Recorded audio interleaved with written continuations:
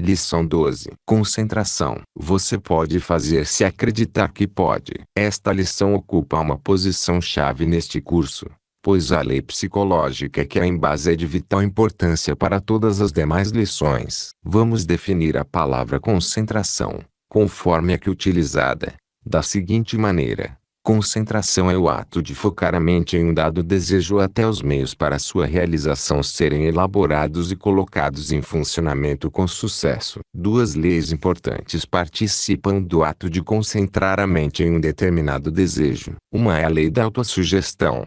A outra é a lei do hábito. A primeira foi totalmente descrita em uma lição anterior. Vamos agora descrever brevemente a lei do hábito. O hábito decorre do ambiente, de fazer a mesma coisa, da mesma maneira várias e várias vezes, da repetição de pensar os mesmos pensamentos muitas e muitas vezes. Uma vez formado, assemelha-se a um bloco de cimento endurecido no molde, sendo difícil de quebrar. O hábito é a base de todo o treinamento da memória, fato que você pode facilmente demonstrar ao recordar o nome de uma pessoa que acabou de conhecer, repetindo-o diversas vezes até fixá-la de forma permanente e clara na mente. Disse Francis Atterbury, a força da educação é tão grande que podemos moldar a mente e o comportamento dos jovens como quer que desejemos e gravar tais hábitos de modo que permaneçam para sempre. Com exceção das raras ocasiões em que se eleva acima do ambiente, a mente humana retira do meio circundante o material com que cria o pensamento.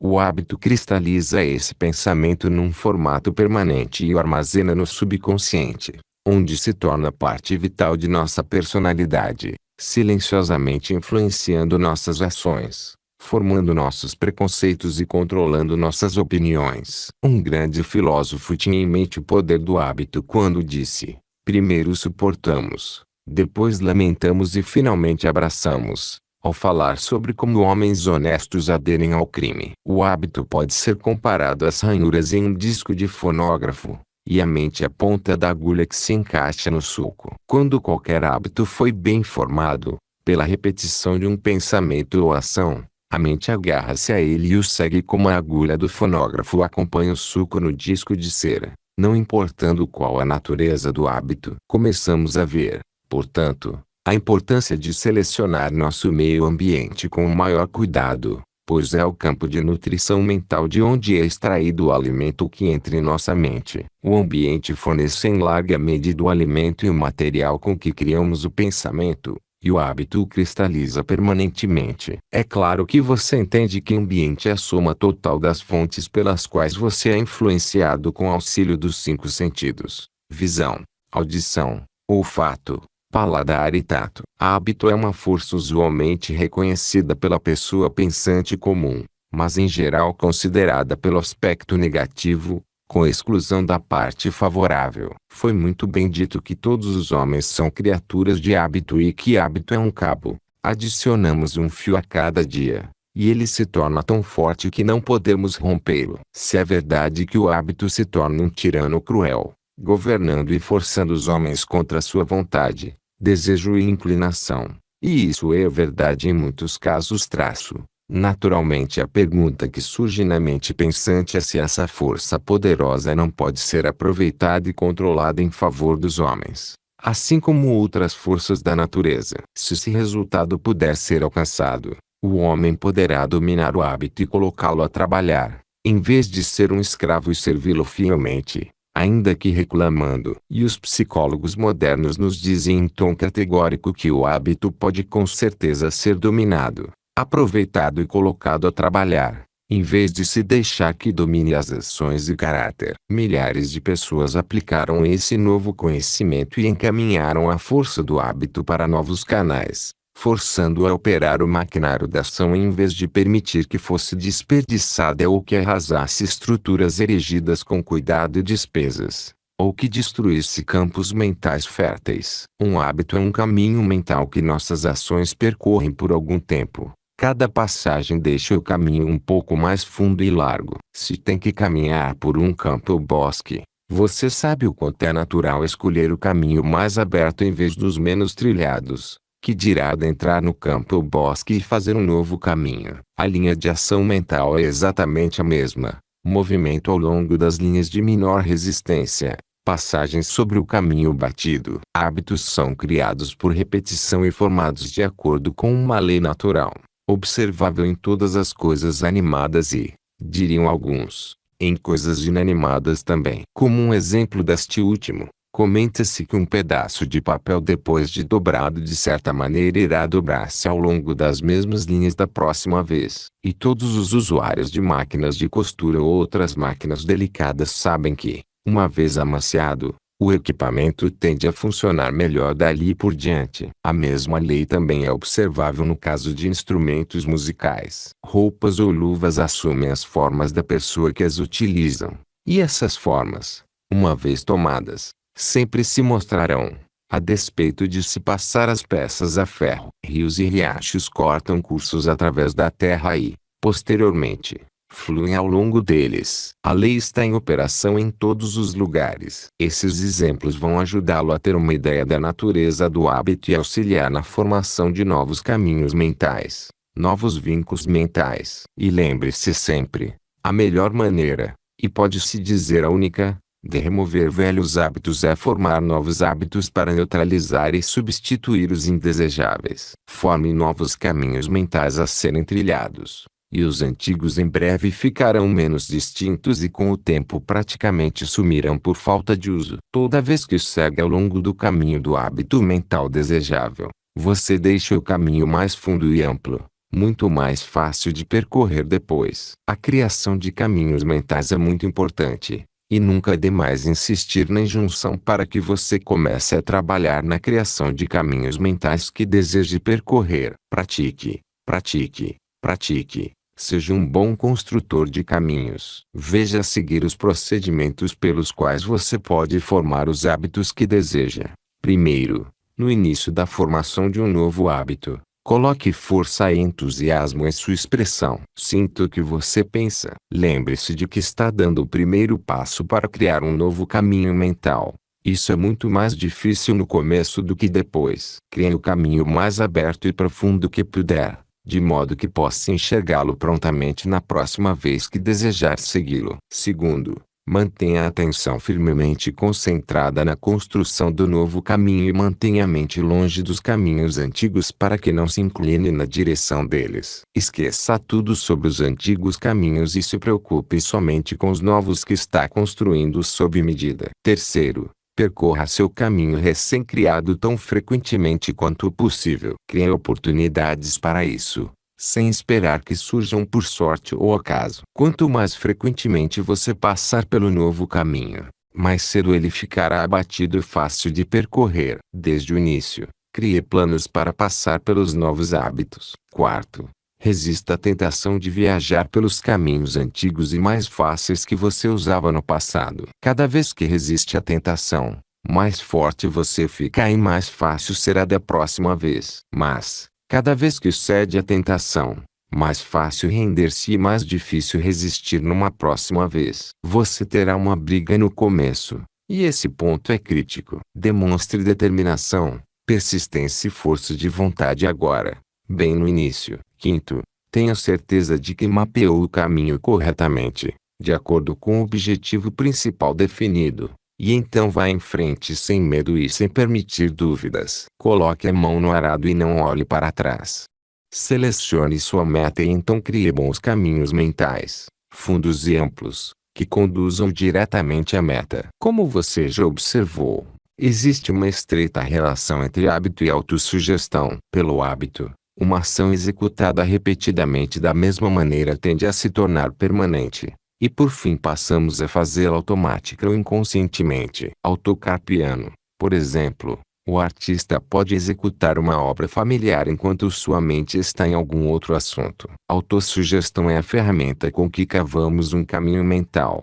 Concentração é a mão que segura a ferramenta. E hábito é o mapa ou diagrama do caminho mental. Para ser transformado em ação ou realidade física, um desejo ou ideia deve ser mantido na mente consciente com fé e persistência até o hábito começar a dar a ele uma forma permanente. Vamos agora voltar a atenção para o ambiente. Como já vimos, Absorvemos material para pensamento da nosso ambiente. O termo ambiente abrange um campo vastíssimo. Consiste dos livros que lemos, das pessoas com quem nos relacionamos, da comunidade onde vivemos, da natureza do trabalho que desempenhamos, do país ou nação onde residimos, das roupas que vestimos, das músicas que cantamos e, o mais importante de tudo, da educação religiosa e intelectual que recebemos até os 14 anos de idade. O objetivo de analisar essa questão é mostrar a relação direta do ambiente com a personalidade que desenvolvemos e a importância de cuidarmos do ambiente,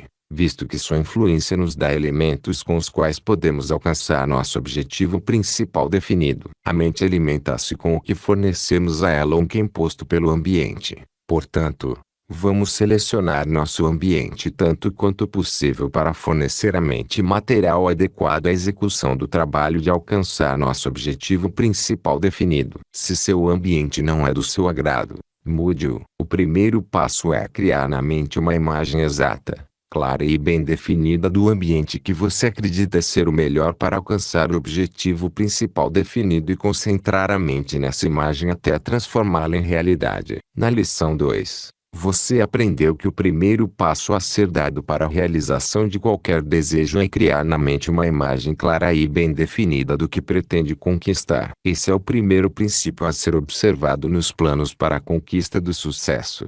E, caso fracasse ou seja negligente em observar isso, você não poderá ser bem-sucedido, a não ser por acaso. As pessoas do convívio diário constituem uma das partes mais importantes e influentes do ambiente e podem atuar em favor do seu progresso ou retrocesso, de acordo com a natureza delas. Tanto quanto possível, você deve selecionar para o convívio diário mais íntimo aqueles que simpatizam com seus objetivos e ideais, especialmente o objetivo principal definido, e aqueles cuja atitude mental inspira entusiasmo, autoconfiança, determinação e ambição. Lembre-se de que cada palavra falada dentro do seu campo de audição, cada imagem que chega a seus olhos e cada impressão sensorial recebida por qualquer um dos 5 sentidos influenciam seus pensamentos. E isso é tão certo quanto o sol nascer no leste e se pôr no oeste. Assim, você consegue ver a importância de controlar tanto quanto possível o ambiente onde vive e trabalha. Consegue ver a importância de ler livros que tratam de assuntos diretamente relacionados a seu objetivo principal definido. Consegue ver a importância de conversar com pessoas simpáticas a seus objetivos e que o encorajem e estimulem a realização. Vivemos no que chamamos de civilização do século XX. Os principais cientistas do mundo concordam que a natureza criou nosso atual ambiente civilizado em um processo de evolução de milhões de anos. Não temos como determinar por quantos séculos os chamados índios viveram no continente americano sem qualquer avanço significativo para a civilização moderna tal como a entendemos. O meio ambiente era selvagem, e eles não fizeram nenhuma tentativa de mudar ou melhorar tal ambiente. A mudança só ocorreu quando novas raças vieram de longe e impuseram o ambiente de civilização e progresso em que vivemos hoje. Observe o que aconteceu no curto período de 3 séculos. Campos de caça foram transformados em grandes cidades. E em muitos casos os índios adotaram a educação e cultura equivalentes às de seus irmãos brancos. Na lição 15, discutiremos os efeitos do ambiente a partir do ponto de vista mundial e descreveremos em detalhes o princípio da hereditariedade social, principal fonte por onde os efeitos do ambiente podem ser impostos à mente dos jovens. As roupas que você veste o influenciam, portanto, constituem uma parte do ambiente. Roupas sujas ou surradas deprimem e baixam a autoconfiança, enquanto roupas limpas, de estilo apropriado, têm efeito oposto. É bem sabido que uma pessoa observadora pode analisar um homem com precisão vendo sua bancada, mesa de trabalho ou qualquer outro local onde ele trabalhe. Uma mesa bem organizada indica um cérebro bem organizado. Mostre-me o depósito de um comerciante e direi se ele tem um cérebro organizado ou desorganizado, pois existe uma estreita relação entre atitude mental e ambiente físico. Os efeitos do ambiente influenciam tão vivamente aqueles que trabalham em fábricas, lojas e escritórios que os empregadores estão percebendo gradualmente a importância de criar um ambiente que inspire e encoraje os trabalhadores. Em Chicago, um dono de lavanderia vulgarmente progressista sobrepujou por completo os concorrentes ao instalar uma pianola aos cuidados de uma moça bem vestida que a mantém tocando no horário comercial. As funcionárias da lavanderia vestem uniformes brancos, e no local não há indícios de que o trabalho seja maçante. Com esse ambiente agradável, o dono da lavanderia estimula o trabalho, lucra mais e paga salários melhores do que os concorrentes. Este é um momento apropriado para descrever o método pelo qual você pode aplicar os princípios direta e indiretamente relacionados à concentração. Vamos chamar esse método de chave mágica para o sucesso. Ao apresentar a chave mágica, deixe-me primeiro esclarecer que não é uma invenção nem descoberta minha. É a mesma chave utilizada de uma forma ou outra pelos adeptos do novo pensamento e todas as outras escolas alicerçadas sobre a filosofia positiva do otimismo. Essa chave mágica constitui um poder irresistível para todos que venham a usá-la. Ela abrirá a porta da riqueza, abrirá a porta da fama e, em muitos casos, abrirá a porta da saúde física, abrirá a porta da educação e deixará você entrar no depósito de toda a sua capacidade latente. Agirá como uma chave mestra para qualquer posição de vida adequada a você. Com a ajuda dessa chave mágica, destrancamos as portas secretas de todas as grandes invenções do mundo. Por seu poder mágico, desenvolveram-se todos os nossos grandes gênios do passado. Suponha que você seja um operário em posição subalterna e deseje uma condição de vida melhor. A chave mágica vai ajudá-lo a alcançar isso. Carnegie, Rockefeller, Riemann, Morgan e dúzias de outros acumularam vastas fortunas e riqueza material com a chave mágica. Ela vai destrancar as portas da prisão e transformar pessoas desamparadas em seres humanos úteis, confiáveis. Transformará o fracasso em sucesso e miséria em felicidade. Você pergunta, o que é essa chave mágica? E eu respondo com uma palavra: concentração. Agora, deixe-me definir concentração no sentido utilizado aqui. Primeiro, desejo que fique claramente entendido que não faço referência ao ocultismo, embora admita que todos os cientistas do mundo fracassaram em explicar fenômenos estranhos produzidos com a ajuda de concentração. Concentração,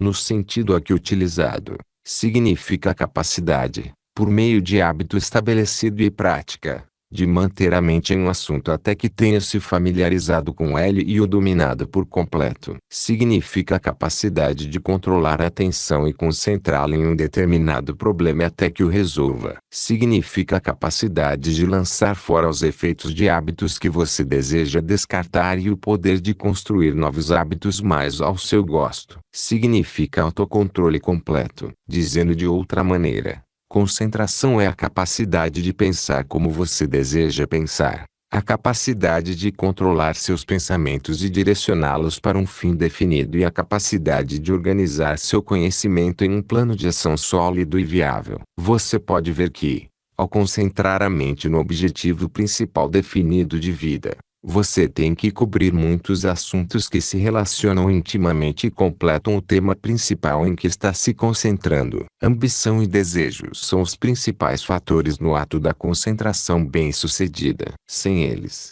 a chave mágica é inútil. E o grande motivo por que tão pouca gente faz uso dessa chave é que a maioria não tem ambição e não deseja nada em particular. Deseje o que quer que seja, e, se o desejo estiver dentro do razoável e for forte o suficiente, a chave mágica da concentração ajudará a alcançar. Existem cientistas que acreditam que o maravilhoso poder da oração opera por intermédio da concentração na realização de um desejo profundamente enraizado. Nada jamais foi criado por um ser humano sem ter sido criado primeiro na imaginação, pelo desejo, e depois transformado em realidade pela concentração. Agora vamos colocar a chave mágica em teste com a ajuda de uma fórmula definida. Primeiro você deve colocar o pé no pescoço do ceticismo e da dúvida. Nenhum descrente jamais aproveitou os benefícios da chave mágica. Você deve acreditar no teste que está prestes a fazer. Vamos supor que você tenha pensado em se tornar um escritor de sucesso ou um orador poderoso.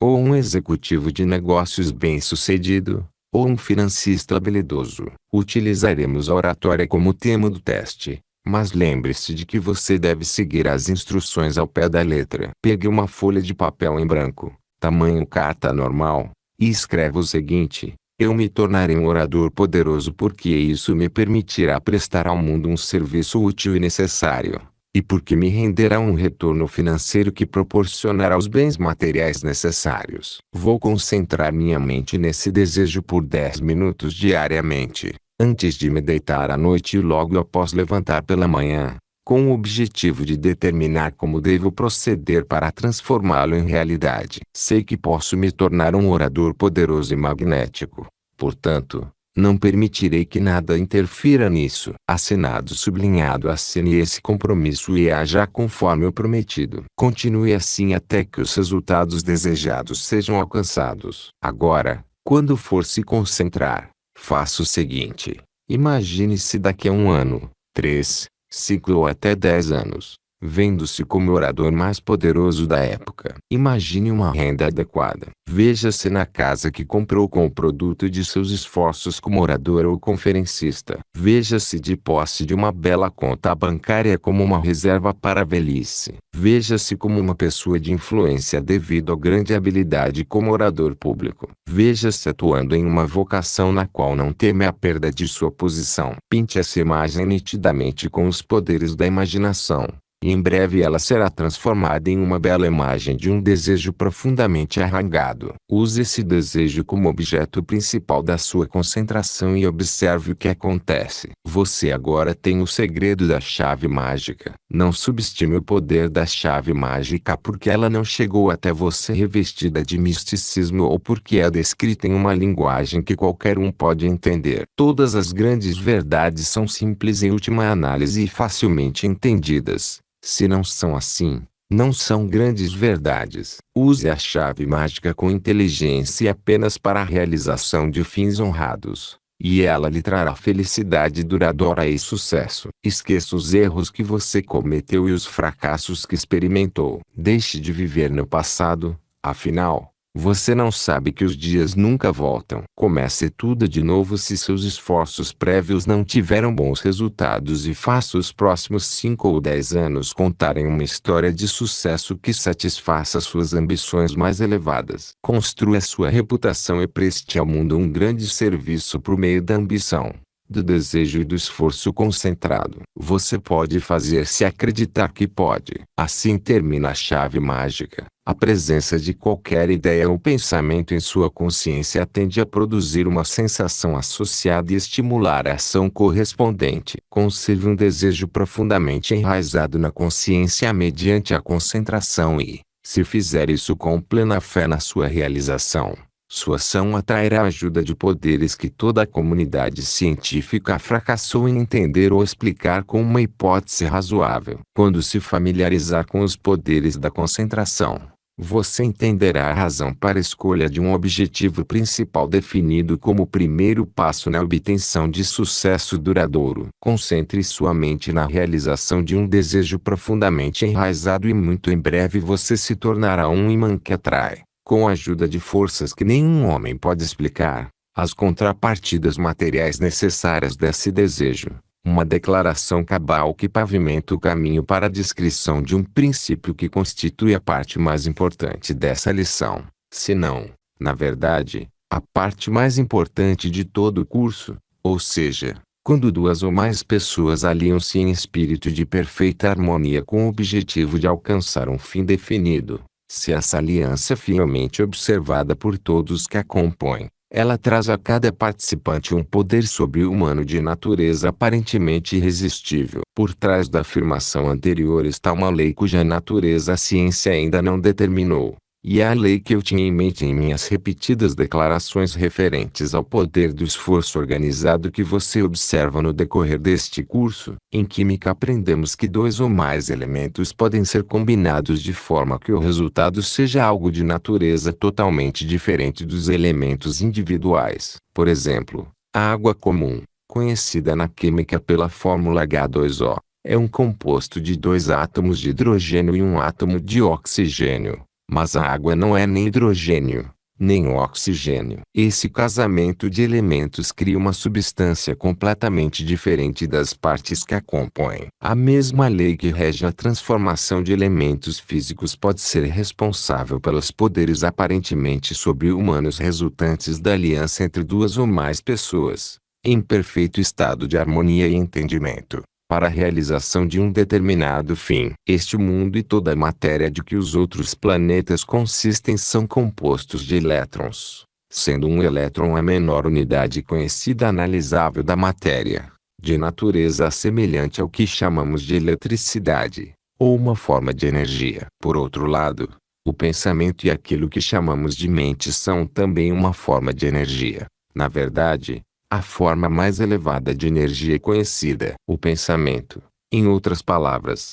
é energia organizada, e não é improvável que seja exatamente o mesmo tipo de energia que geramos com um dínamo elétrico, embora muitíssimo mais organizada. Agora, se toda a matéria em última análise consiste de grupos de elétrons, que nada mais são do que uma forma de energia que chamamos de eletricidade, e se a mente não é senão uma forma de eletricidade altamente organizada, não seria possível que as leis que afetam a matéria possam também governar a mente. E, se a combinação de dois ou mais elementos de matéria na proporção adequada e sob as condições certas produz algo inteiramente diferente dos elementos originais, como no caso de H2O, não seria possível então combinar a energia de duas ou mais mentes, sendo o resultado uma espécie de mente composta, totalmente diferente das mentes individuais. Você sem dúvida já notou como é influenciado pela presença de outras pessoas. Algumas inspiram otimismo e entusiasmo. A simples presença delas parece estimular sua mente para mais ação.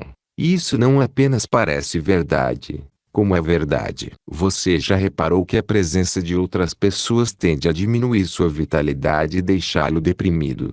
Tendência que posso assegurar que é muito real. O que você imagina que poderia ser a causa dessas mudanças que sobrevêm quando nos aproximamos de outras pessoas a não ser o resultado da mistura ou combinação de suas mentes com a nossa pela operação de uma lei não muito bem compreendida, mas que se assemelha à lei, se, de fato, não é a mesma, pela qual a combinação de dois átomos de hidrogênio e um átomo de oxigênio produz água. Não tenho base científica para essa hipótese, mas dediquei muitos anos de reflexão séria e sempre chego à conclusão de que seja ao menos uma hipótese sólida, embora não tenha como, por enquanto, reduzi-la a uma hipótese comprovável. Todavia, você não precisa de provas de que a presença de algumas pessoas inspira, enquanto a de outras deprime, pois sabe que isso é fato. Agora, é lógico que a pessoa que inspira e incita sua mente a um estado de maior atividade lhe dá mais poder de realização,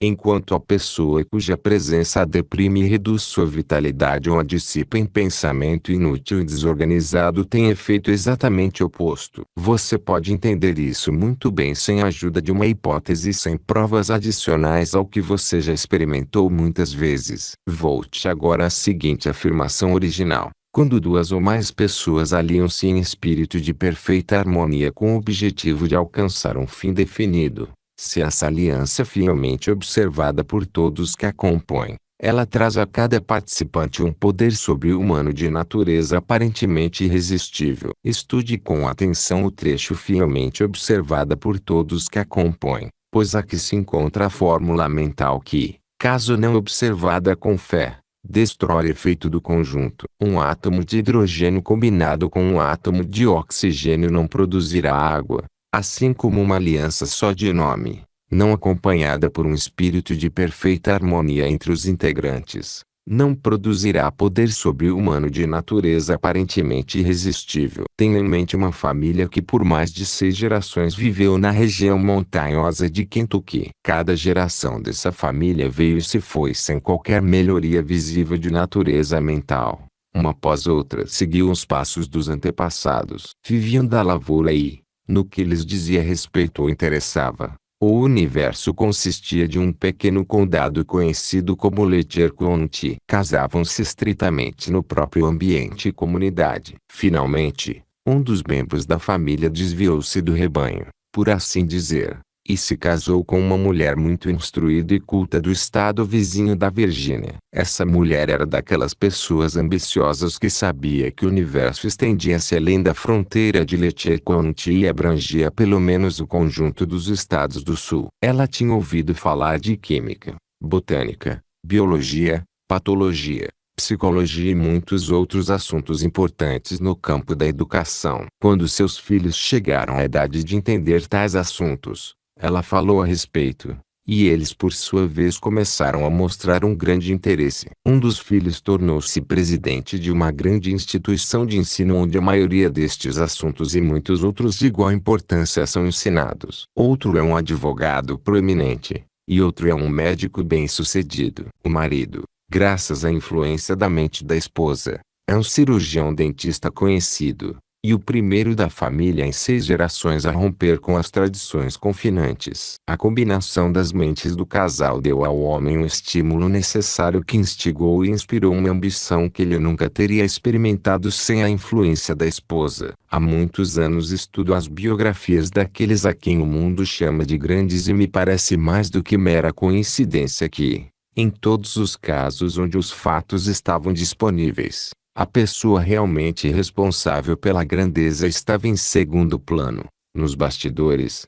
Raramente o público ouvia falar dela. Não raro, esse poder oculto é uma esposa paciente que inspira o marido e o impulsiona a grandes feitos, como no caso que acabei de descrever. Henry Ford é um dos milagres modernos de nosso tempo. E duvido que este país ou qualquer outro já tenha produzido um gênio industrial como ele. Se os fatos fossem conhecidos, e talvez sejam, a causa das realizações fenomenais de Ford poderia ser rastreada até uma mulher de quem o público pouco ouve falar, sua esposa. Lemos sobre as realizações de Ford e sua enorme renda e o imaginamos abençoado com uma capacidade incomparável, e ele a capacidade de que o mundo nunca teria ouvido falar. Não fosse a influência transformadora da esposa, que cooperou durante todos os anos de luta em espírito de perfeita harmonia com o objetivo de alcançar um fim definido. Tenho em mente outro gênio bem conhecido de todo o mundo civilizado,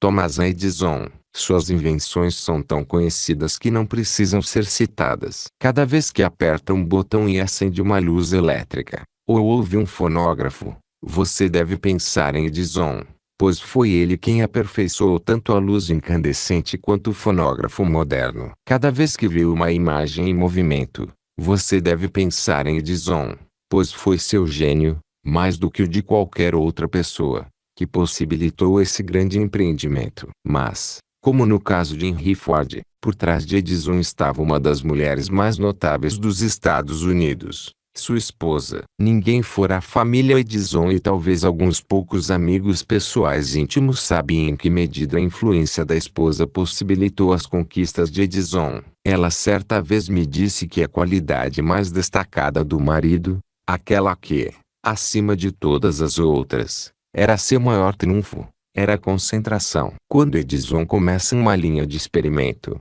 pesquisa ou investigação, nunca larga de mão até encontrar o que está procurando ou esgotar todos os esforços possíveis para fazê-lo. Por trás de Edison há 2 grandes poderes, a concentração e a esposa. Noite após noite, Edison trabalha com tanto entusiasmo que precisa de apenas 3 ou 4 horas de sono. Observe o que foi dito sobre os efeitos do entusiasmo na lição 7. Plante uma sementinha de maçã no tipo certo de solo, na época certa do ano, e, gradualmente, vai brotar um raminho que se expandirá e crescerá como uma macieira. A macieira não vem do solo nem dos elementos do ar, mas de ambas as fontes. E ainda não nasceu o homem que possa explicar a lei que atrai do ar e do solo a combinação de células que constitui a macieira. A árvore não sai da sementinha de maçã, mas a semente é o começo da árvore. Quando 2 ou mais pessoas se aliam em espírito de perfeita harmonia com o objetivo de alcançar um fim definido,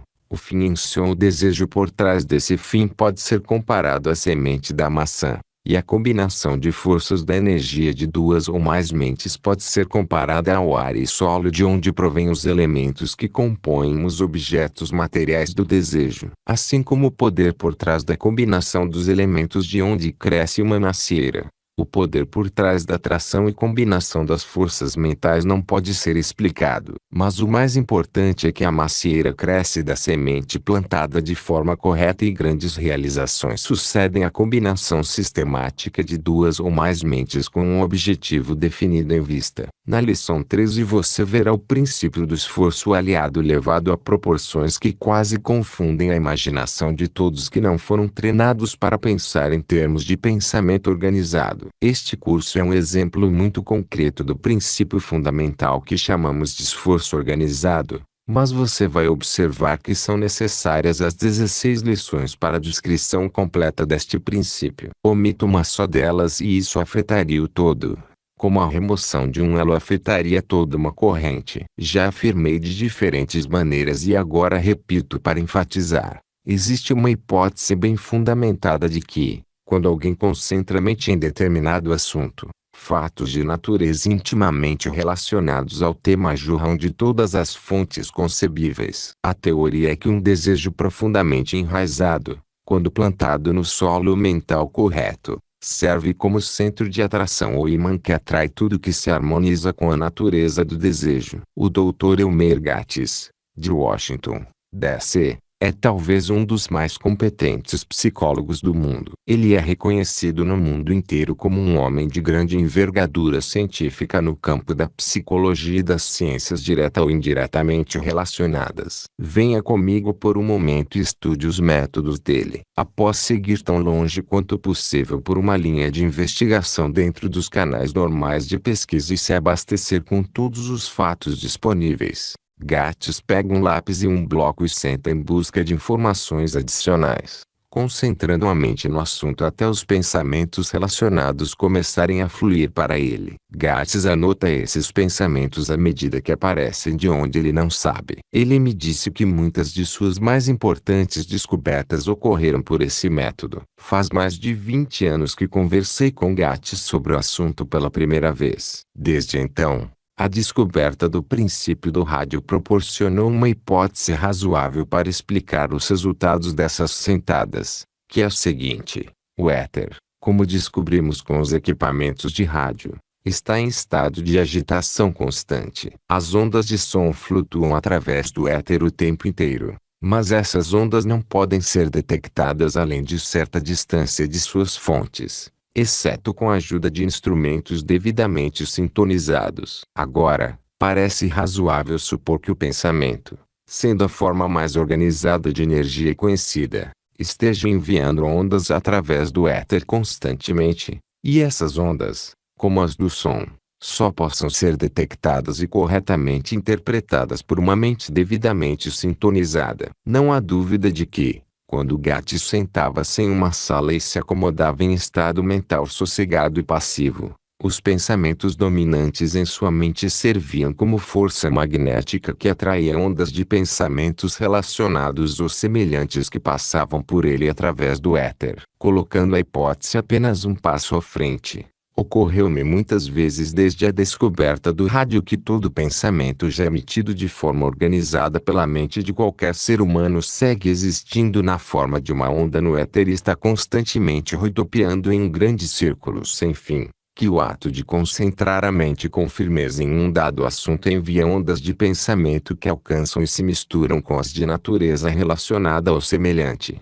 estabelecendo assim uma linha direta de comunicação entre quem está se concentrando e os pensamentos de natureza semelhante anteriormente colocados em movimento. Indo um passo além, não seria possível sintonizar a mente e harmonizar a taxa de vibração do pensamento com a taxa de vibração do éter, de modo que todo o conhecimento acumulado pelo pensamento organizado no passado ficasse disponível. Com essas hipóteses em mente, volte à lição 2 e estude a descrição de Andrew Carnegie do Mastermind com que ele acumulou grande fortuna. Quando Carnegie formou uma aliança com mais de 20 mentes cuidadosamente selecionadas, ele criou, pela composição do poder mental, uma das maiores potências industriais que o mundo já viu. Com pouquíssimas e notáveis exceções, muito desastrosas, os homens que constituíam o Mastermind de Carnegie pensavam e agiam como um. E esse Mastermind composto de muitas mentes individuais,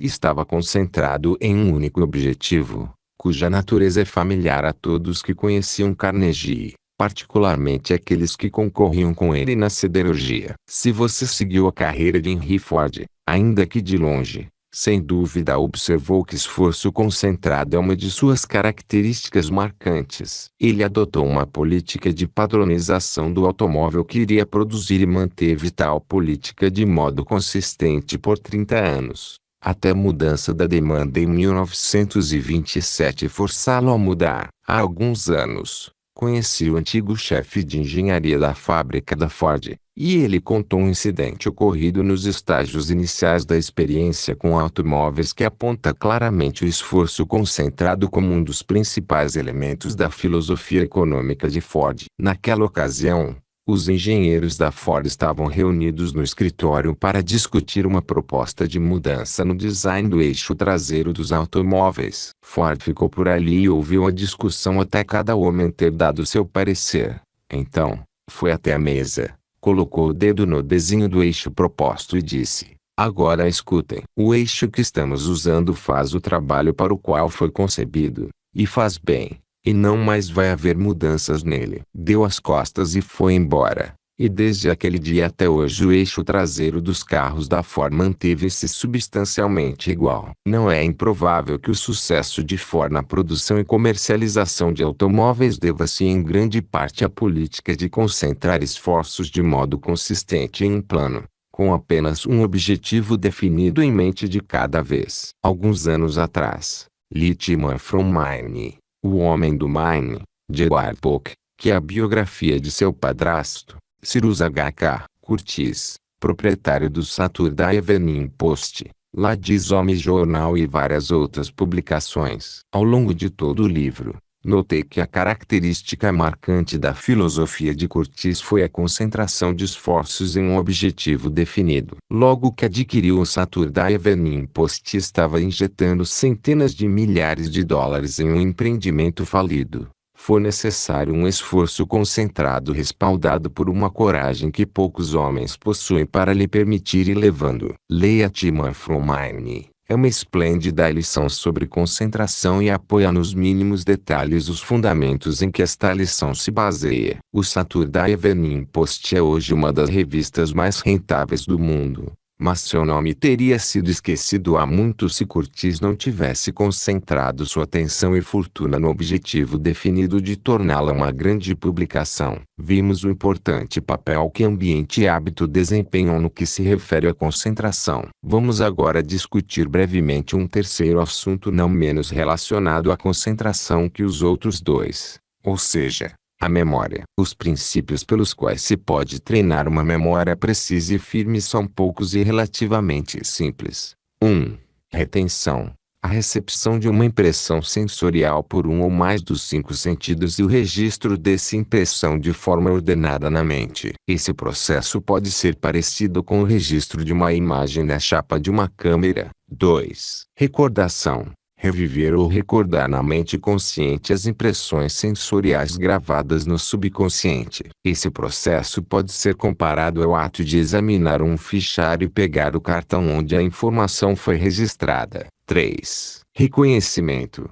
A habilidade de reconhecer uma impressão sensorial quando trazida à mente consciente e identificá-la como réplica da impressão original primeiramente registrada. Esse processo nos permite distinguir entre memória e imaginação. Esses são os 3 princípios que entram no ato de lembrar. Agora vamos aplicar esses princípios e determinar como usá-los de forma eficaz. O que pode ser feito da seguinte forma. Primeiro, quando deseja certificar-se de sua capacidade de relembrar uma impressão sensorial, tal como um nome, data ou lugar, tenha certeza de tornar a impressão vívida, concentrando a atenção nos mais mínimos detalhes. Uma maneira eficaz de fazer isso é repetir várias vezes o que você deseja lembrar. Assim como um fotógrafo deve dar um tempo adequado de exposição para registrar a imagem na chapa, devemos dar tempo para o subconsciente registrar correta e claramente quaisquer impressões sensoriais que desejamos ter condições de lembrar prontamente. Segundo,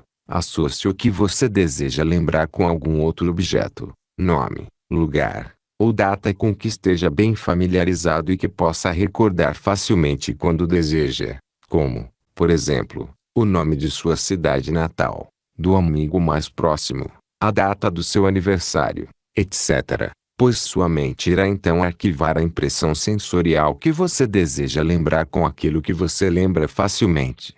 De modo que, quando um for trazido para o consciente, trará um outro junto. Terceiro, repita o que você deseja lembrar algumas vezes, ao mesmo tempo concentrando a mente nisso, assim como fixaria sua mente na hora em que desejasse acordar de manhã, o que, como você sabe, garante que acorde exatamente naquela hora. A falha comum de não ser capaz de lembrar os nomes de pessoas, coisa que acontece com a maioria de nós, deve-se inteiramente ao fato de, antes de tudo, não registrarmos o nome de forma adequada. Quando você é apresentado a uma pessoa cujo nome deseja ser capaz de lembrar quando quiser, repita esse nome 4 ou 5 vezes, mas primeiramente tenha certeza de que entendeu o nome direito. Se o nome é parecido com o de alguém que você conhece bem, associe os dois nomes, pensando em ambos enquanto repete o nome que deseja ser capaz de lembrar. Se alguém lhe dá uma carta para colocar no correio,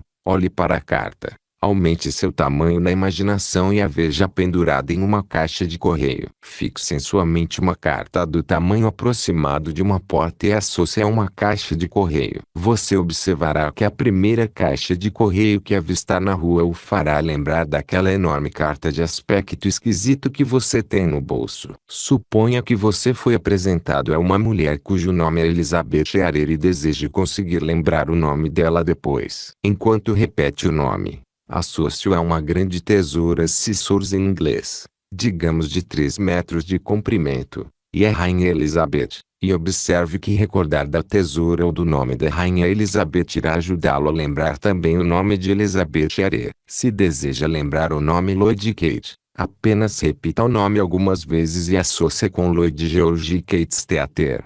2 que você consegue lembrar facilmente. A associação é a característica mais importante de uma memória bem treinada. Todavia é algo muito simples. Tudo o que você tem que fazer é registrar o nome que deseja lembrar com o nome daquilo que consegue recordar facilmente. E a lembrança de um trará o outro. Há cerca de 10 anos, um amigo deu seu número de telefone residencial em Milwaukee, Wisconsin, e, embora não o tenha escrito, lembro dele hoje tão bem como no dia em que o vi. Registrei o número da seguinte maneira. O número era Lakeview, Vista do Lago, 2651. Na ocasião, estávamos na estação de trem com vista para o Lago Michigan, portanto, utilizei o lago como objeto de associação para o ramal do telefone. O número era composto da idade do meu irmão, 26, e do meu pai, 51. Por isso associei seus nomes com o número. Para lembrar o telefone, portanto, tinha apenas que pensar no Lago Michigan, em meu irmão e meu pai. Um conhecido meu andava sofrendo do que normalmente se chama de mente dispersiva. Andava distraído e incapaz de se lembrar. Deixe que ele conte em suas palavras como superou essa deficiência. Tenho 50 anos de idade. Há uma década sou gerente de departamento de uma grande fábrica. No começo, meus deveres eram fáceis. Depois a empresa registrou uma rápida expansão nos negócios, o que gerou um acréscimo de responsabilidades. Vários jovens do meu departamento tinham energia e capacidade incomuns, e pelo menos um deles estava de olho no meu cargo. Eu tinha atingido aquela idade em que um homem gosta de ficar confortável e, estando na empresa há muito tempo, achei que poderia me acomodar com segurança num emprego fácil. O efeito dessa atitude mental foi quase desastroso para minha posição. Há cerca de 2 anos, notei que meu poder de concentração estava enfraquecendo e meus deveres estavam se tornando penosos. Negligenciava a minha correspondência até olhar apavorado para uma pilha formidável de cartas. Os relatórios acumulavam-se, e os subordinados incomodavam-se com a demora. Sentava à minha mesa com a mente vagando por outros lugares. Outras circunstâncias mostraram claramente que minha mente não estava no trabalho. Esqueci de comparecer a uma reunião importante dos diretores da empresa. Um escrevente subalterno pegou um erro grave em uma estimativa de carregamento de mercadorias e, É claro, levou o incidente ao conhecimento do gerente. Fiquei completamente alarmado com a situação. Pedi uma semana de férias para pensar no assunto. Estava decidido a me demitir ou encontrar o problema e corrigi-lo. Uns poucos dias de introspecção séria em um resort isolado nas montanhas me convenceram de que eu estava sofrendo de um caso simples de mente dispersiva. Estava sem concentração. Minhas atividades físicas e mentais no serviço tinham se tornado desconexas. Eu estava descuidado, indolente e negligente. Tudo porque minha mente não estava alerta no trabalho. Quando diagnostiquei o caso de modo satisfatório para mim mesmo, procurei o remédio. Eu precisava de um novo conjunto de hábitos de trabalho e decidi adquiri-los. Com papel e lápis, esbocei um cronograma para cobrir a jornada de trabalho. Primeiro, a correspondência matinal. Em seguida, formulários a serem preenchidos, ditado, conferência com os subordinados e deveres variados, terminando com uma mesa limpa antes de sair. Como o hábito é cultivado?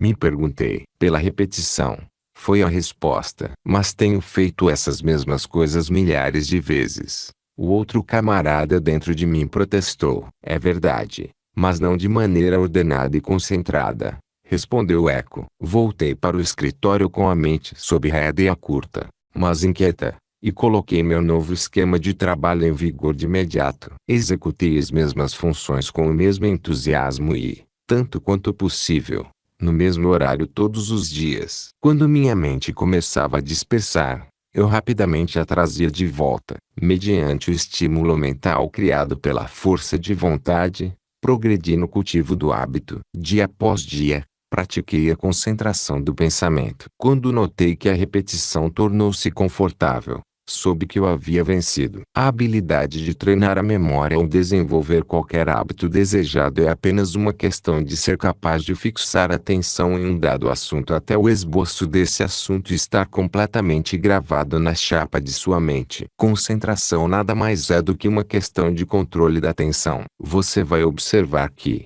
ao ler uma linha impressa com a qual não está familiarizado e nunca viu antes e então fechar os olhos, você consegue ver a linha tão claramente como se você estivesse olhando para ela na página impressa. Na realidade, você está olhando para ela, não na página impressa, mas na chapa de sua mente. Se tentar esse experimento e ele não funcionar na primeira vez é porque você não concentrou atenção o suficiente. Repita algumas vezes e finalmente será bem-sucedido. Se desejar memorizar poesia, por exemplo, pode fazê-lo muito rapidamente treinando para fixar a atenção nas linhas com tanto cuidado que possa fechar os olhos e vê-las em sua mente tão claramente quanto na página impressa. O controle da atenção é um tema tão importante que me sinto induzido a enfatizá-lo de tal forma que você não passe por ele de forma leviana. Reservei a referência a esse importante assunto como um clímax para esta lição porque considero de longe a parte mais importante. Os resultados espantosos experimentados por aqueles que usam uma bola de cristal devem-se inteiramente à capacidade de fixar a atenção sobre um determinado assunto por um período ininterrupto muito além do comum. Olhar na bola de cristal nada mais é do que atenção concentrada. Já insinuei o que vou agora afirmar como minha crença, ou seja, com a ajuda de atenção concentrada, é possível sintonizar a mente na vibração do éter de forma que todos os segredos do mundo dos fenômenos mentais insondáveis e desconhecidos podem se tornar livros abertos que podem ser lidos a qualquer momento. Que pensamento para se refletir a respeito. Sou da opinião, e não sem evidência substancial de apoio, de que é possível desenvolver a capacidade de fixar a atenção tão intensamente que se pode sintonizar e entender o que está na mente de qualquer pessoa. Mas isso não é tudo, nem é a parte mais importante de uma hipótese a que cheguei depois de muitos anos de pesquisa cuidadosa. Estou convencido de que se pode facilmente ir um passo adiante e sintonizar na mente universal que armazena todo o conhecimento, que pode ser acessado por todos que dominam a arte de ir em busca dele. Para uma mente altamente ortodoxa, essas declarações podem parecer muito irracionais, mas, para o aluno que estuda o assunto com algum grau apreciável de entendimento, E até agora existem apenas poucas pessoas no mundo que sejam mais do que meros alunos de ensino fundamental nesse assunto.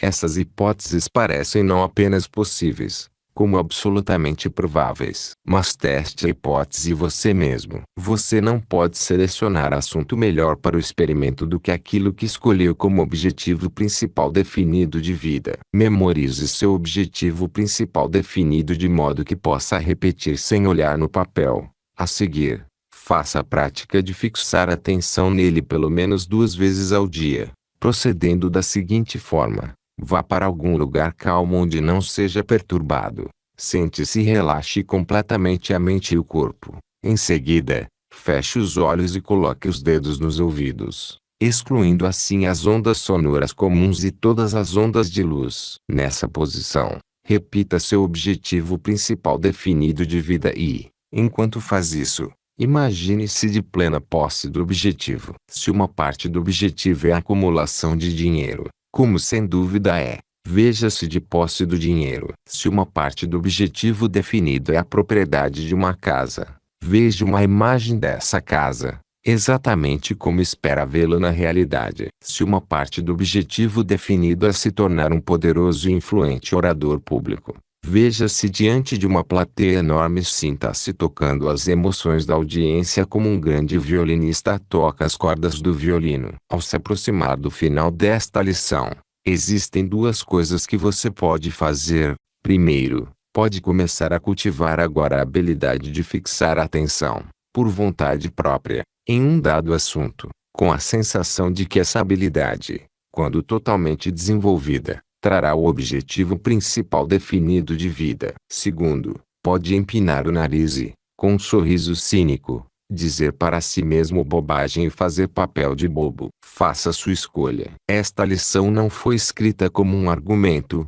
nem como assunto de debate. É seu privilégio aceitá-la no todo ou em parte, ou rejeitá-la, como queira. Mas, neste momento, desejo afirmar que esta não é uma era de cinismo ou dúvida. Uma era que conquistou o ar acima de nós e o mar abaixo de nós, que nos permitiu subordinar o ar e transformá-lo em mensageiro a carregar o som de nossa voz por meio mundo na fração de um segundo. Com certeza não é uma era que encoraja os desconfiados e descrentes. A família humana passou pela idade da pedra, do ferro, do aço e, a menos que eu tenha interpretado muitíssimo mal a tendência dos tempos, está entrando na idade do poder da mente, que ofuscará, em termos de realização estupenda, todas as outras eras combinadas. Aprenda a fixar atenção em um dado assunto, por vontade própria, por qualquer período de tempo que queira, e você terá aprendido a passagem secreta para o poder e a abundância. Isso é concentração. Você vai entender,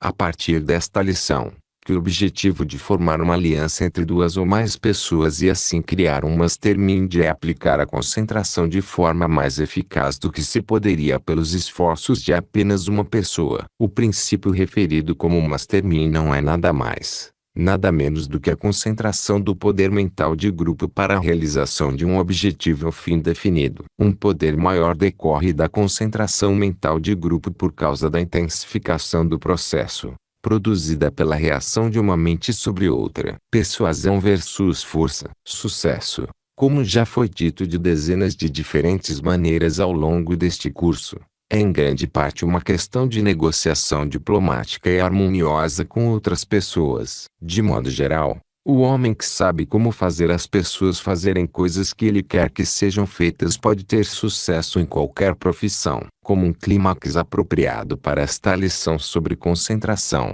vou descrever como os homens são influenciados, como a cooperação é adquirida, como o antagonismo é eliminado e a simpatia é desenvolvida. A força algumas vezes consegue o que parecem resultados satisfatórios, mas força sozinha nunca construiu e nunca conseguirá construir sucesso duradouro. A Primeira Guerra Mundial fez mais do que qualquer coisa já ocorrida na história do mundo para mostrar a futilidade da força como meio de influenciar a mente humana. Sem entrar em detalhes ou recontar casos que poderiam ser citados, Todos nós sabemos que a força foi o alicerce sobre o qual a filosofia alemã foi construída nos 40 anos antes da guerra. A doutrina de que força é direito foi testada no mundo inteiro e falhou. O corpo humano pode ser aprisionado ou controlado pela força física. Mas isso não acontece com a mente humana. Nenhum homem neste mundo pode controlar a mente de uma pessoa normal e saudável se essa escolha exercer o direito dado por Deus de controlar a própria mente. A maioria das pessoas não exercitam esse direito. Passam pelo mundo,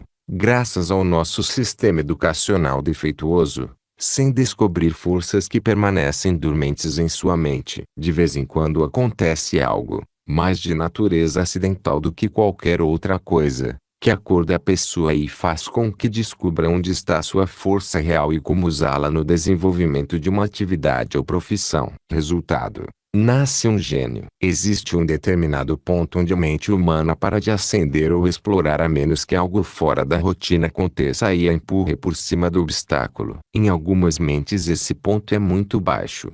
Em outras é muito alto. Em outras ainda varia entre altos e baixos. O indivíduo que descobre um jeito artificial de estimular a mente e incitá-la e fazer com que frequentemente vá além desse ponto médio de parada por certo será recompensado com fama e fortuna caso seus esforços sejam de natureza construtiva. O educador que descobrir um jeito de estimular qualquer mente e fazê-lo ascender acima do ponto médio de parada sem quaisquer reações nocivas irá conferir uma bênção inigualável à raça humana na história do mundo. Claro que não estamos nos referindo a estimulantes físicos ou narcóticos. Estes sempre estimulam a mente por um tempo, mas no fim a arruinam por completo. Nos referimos a um estimulante puramente mental, como o decorrente de interesse, desejo, entusiasmo e amor intensos. Fatores que podem ser desenvolvidos pelo mastermind. A pessoa que fizer tal descoberta fará muito pela solução do problema da criminalidade. Você pode fazer quase qualquer coisa com uma pessoa quando aprende a influenciar sua mente. A mente pode ser comparada a um grande terreno.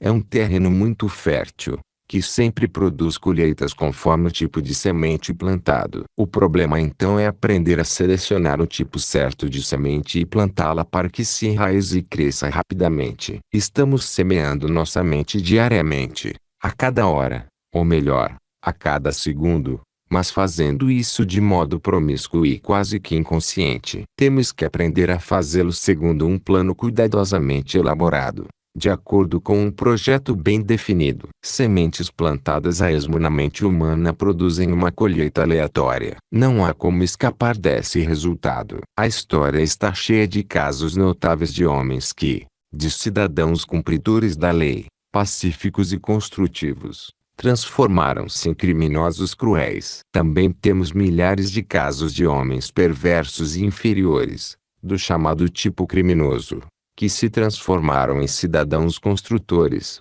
cumpridores da lei. Em cada um desses casos, a transformação aconteceu na mente. O indivíduo criou em sua mente, por um motivo ou outro, uma imagem do que desejava e em seguida tratou de transformar essa imagem em realidade. Na verdade, se a imagem de qualquer ambiente, condição ou coisa é retratada na mente humana e, se a mente permanecer focada ou concentrada na imagem por tempo suficiente de modo persistente o bastante, respaldada por um forte desejo pela coisa imaginada, é apenas um pequeno passo da imagem mental para a realização em forma física ou mental. A Primeira Guerra Mundial revelou muitas tendências alarmantes da mente humana que corroboram o trabalho de pesquisa dos psicólogos sobre o funcionamento mental. O seguinte relato sobre um jovem montanhês rude, grosseiro, ignorante e indisciplinado é um excelente exemplo do tema em questão. Lutou por sua religião e agora é um grande herói de guerra. Rotarianos planejam presentear Alvin York, caçador analfabeto de esquilos do Tennessee, com uma fazenda por George W. Dishon. A história de Alvin Colum York, um caçador analfabeto de esquilos do Tennessee, que se tornou o principal herói da força expedicionária norte-americana na França, constitui um capítulo romântico da Guerra Mundial. York é um nativo de Fentress County. Nasceu e foi criado entre os rijos montanheses das florestas do Tennessee. Não há nem mesmo uma estrada de ferro em Fentress County. Na juventude, York tinha uma reputação terrível. Era o que se chamava de pistoleiro. Tinha pontaria certeira com o revólver, e sua destreza com o rifle era largamente conhecida entre o povo simples das montanhas do Tennessee. Um dia, uma organização religiosa armou sua tenda na comunidade em que York e seus pais viviam. Era uma seita estranha que foi para as montanhas à procura de adeptos. Mas os métodos dos evangelizadores do novo culto eram repletos de fogo e emoção. Denunciavam o pecador, o caráter vil e o homem que se aproveitava do vizinho. Apontavam a religião do mestre como um exemplo que todos deveriam seguir. Alvin adere à religião. Alvin York surpreendeu seus vizinhos certa noite, arremessando seu banco dos penitentes. Os idosos agitaram-se em seus assentos, e as mulheres esticaram o pescoço, enquanto York lutava com seus pecados à sombra das montanhas do Tennessee. York tornou-se um apóstolo ardente da nova religião. Tornou-se um exortador, um líder da vida religiosa da comunidade e, embora sua pontaria continuasse letal como sempre, ninguém o temia, pois ele caminhava na trilha da justiça. Quando a notícia da guerra chegou àquela região remota do Tennessee e os montanheses foram informados de que seriam recrutados, York ficou taciturno e desagradável. Ele não acreditava em matar seres humanos, mesmo na guerra. Sua Bíblia ensinava: não matarás. Para ele, isso era literal e definitivo. Ele foi rotulado como objetor de consciência. Os oficiais do recrutamento previram problemas. Eles sabiam que York estava decidido e teriam que abordá-lo de alguma maneira que não com ameaças de punição. Guerra por uma causa santa. Os oficiais foram a York com uma Bíblia e lhe mostraram que a guerra era uma causa santa, a causa da liberdade humana. Ressaltaram que homens como ele eram chamados pelos poderes superiores para libertar o mundo, proteger mulheres e crianças inocentes da violação, fazer a vida valer a pena para os pobres e oprimidos, superar a besta retratada nas escrituras e libertar o mundo para o desenvolvimento dos ideais cristãos e da humanidade cristã. Era uma briga entre as hostes da justiça e as hordas de Satã. O mal estava tentando conquistar o mundo por meio de seus agentes, o Kaiser e seus generais. Os olhos de York arderam com brilho feroz. Suas grandes mãos cerraram-se como um torno. As mandíbulas fortes contraíram-se. O Kaiser, sibilou ele entre os dentes: a besta, o destruidor de mulheres e crianças. Vou mostrar o lugar dele caso um dia o tenha sob a minha mira.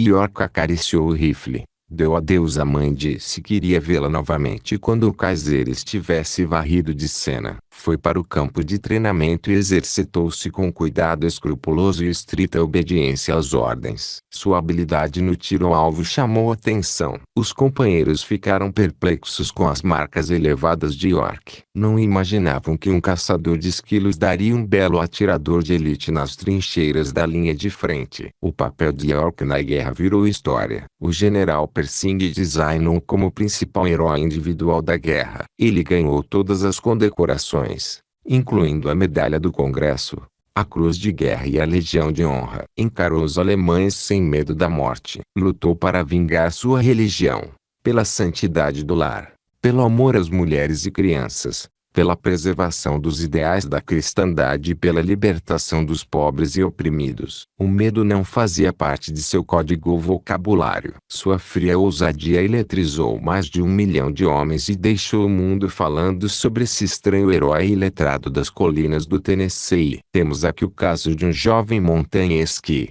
se tivesse sido abordado de maneira um pouco diferente, sem dúvida teria resistido ao alistamento e provavelmente teria ficado tão amargurado com seu país que teria se tornado um fora da lei, esperando pela primeira oportunidade para revidar. Aqueles que o abordaram conheciam alguma coisa dos princípios do funcionamento da mente humana. Souberam como lidar com o jovem York, primeiro superando a resistência que lhe havia colocado em sua mente. É nesse exato ponto que milhares de homens, devido à incompreensão desses princípios, são arbitrariamente classificados como criminosos e tratados como pessoas perigosas e cruéis. Por meio da sugestão, essas pessoas poderiam ser manejadas com tanta eficácia quanto um jovem York, transformando-os em seres humanos úteis e produtivos. Em sua busca por maneiras de entender e manipular sua mente para poder persuadi-la a criar o que você deseja da vida,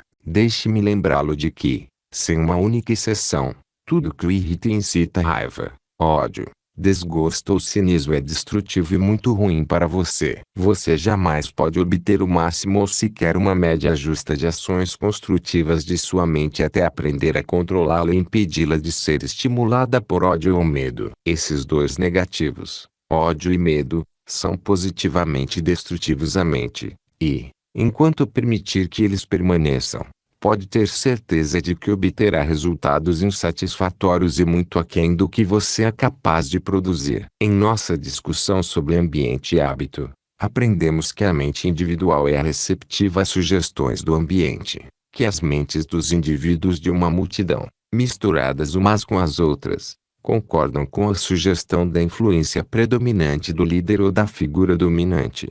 J. Fisk nos oferece um interessante relato da influência da sugestão mental no encontro revivalista, que confirma a afirmação de que a mente de uma multidão se funde em uma só. Sugestão mental no revivalismo. A psicologia moderna estabeleceu firmemente o fato de que a maior parte dos fenômenos do revivalismo religioso são de natureza física, não espiritual, e é normalmente psíquica. Autoridades de destaque reconhecem que o excitamento mental que acompanha os apelos emocionais dos revivalistas devem ser classificados junto aos fenômenos da sugestão hipnótica e não como verdadeira experiência religiosa. Aqueles que fizeram um estudo detido do assunto acreditam que, em vez de tal excitamento tender a elevar a mente e intensificar o espírito do indivíduo, serve para enfraquecer e degradar a mente e prostituir o espírito, arrastando para a lama do frenesi psíquico anormal e do excesso emocional. Na verdade,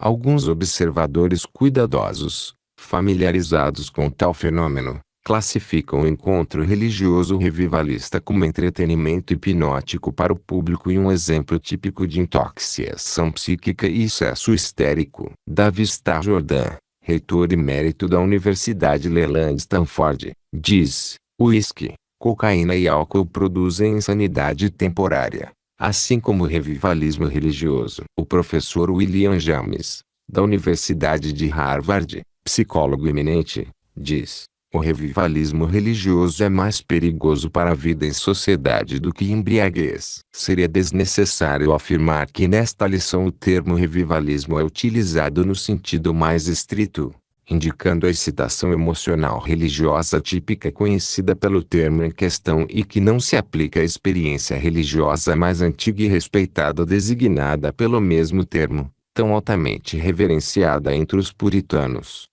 luteranos e outros no passado. Uma obra de referência fala do assunto geral do revivalismo da seguinte forma: o revivalismo ocorre em todas as religiões. Quando realizado, um grande número de pessoas que estavam relativamente mortas ou indiferentes a considerações espirituais, despertam simultaneamente ou em rápida sucessão para a importância do tema, alteram-se espiritual e moralmente e agem com zelo excessivo para converter outros à sua visão. Um revivalismo maometano toma a forma de um retorno à doutrina rigorosa do Corão e de um desejo de propagá-la pela espada. Uma minoria cristã vivendo no lugar fica em perigo de ser massacrada pelos revivalistas. Uma efusão pentecostal do Espírito Santo produziu um revivalismo dentro da igreja imatura, seguido por numerosas conversões. Revivalismos, embora não chamados por esse nome, ocorreram a intervalos desde os tempos apostólicos até a Reforma,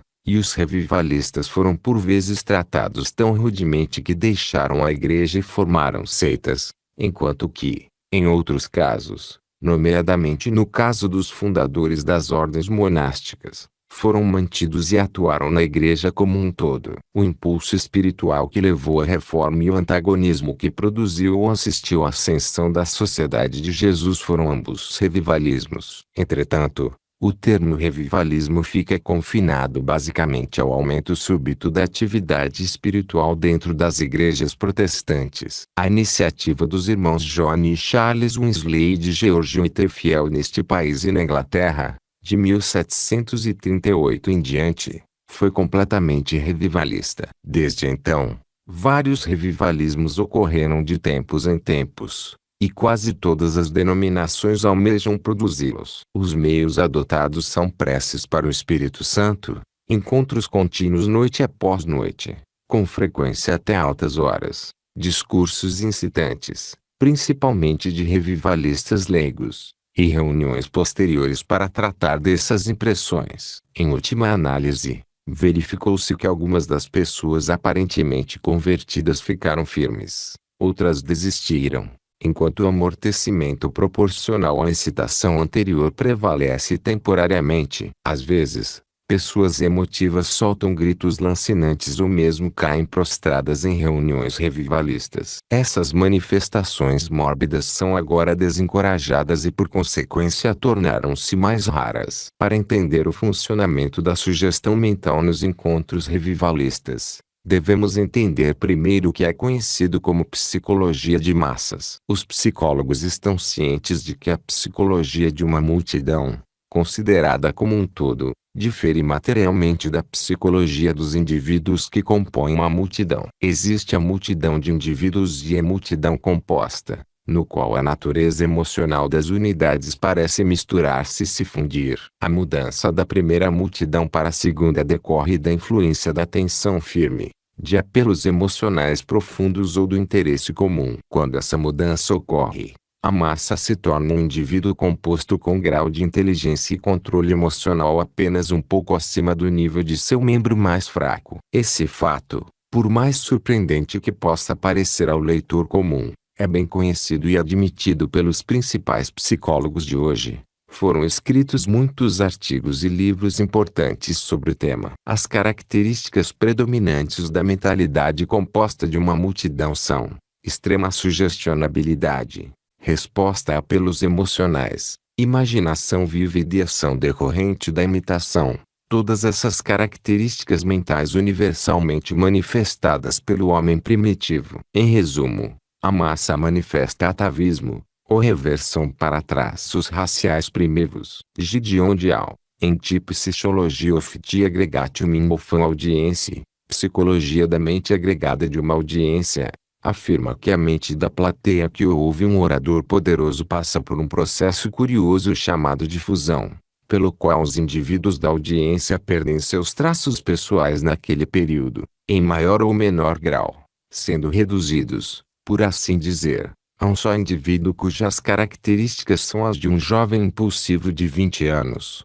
geralmente imbuído de altos ideais, mas carecendo do poder de raciocínio e vontade. O psicólogo francês Gabriel Tardy defende opiniões semelhantes. O professor Giuseppe Jastrow, em Facts and Fables in Psychology, Fatos e Fábulas em Psicologia, diz: na produção desse estado mental, um fator ainda não mencionado desempenha papel de destaque: o poder do contágio mental. O erro, assim como a verdade, floresce nas multidões. No coração da simpatia, ambos encontram um lar. Nenhuma forma de contágio é tão insidiosa no início, tão difícil de deter em seu avanço, tão certa de deixar germes que podem revelar seu poder pernicioso a qualquer momento como o contágio mental, o contágio do medo, do pânico, do fanatismo, da legalidade, da superstição, do erro.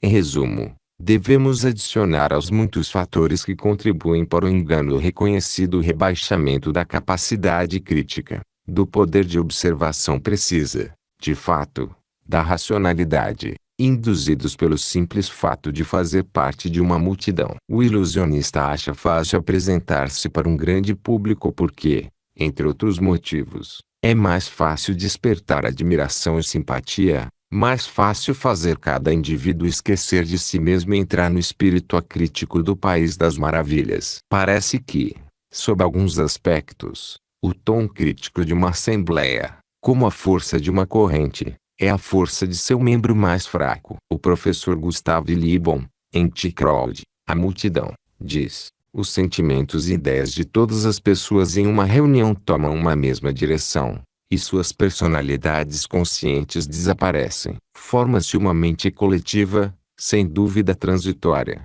apresentando características claramente marcantes. A reunião torna-se o que, Na ausência de expressão melhor, chamarei de multidão organizada, ou, se o termo for considerado preferível, multidão psicológica. Forma-se um único ser, sujeito à lei da unidade mental das multidões. Ponto.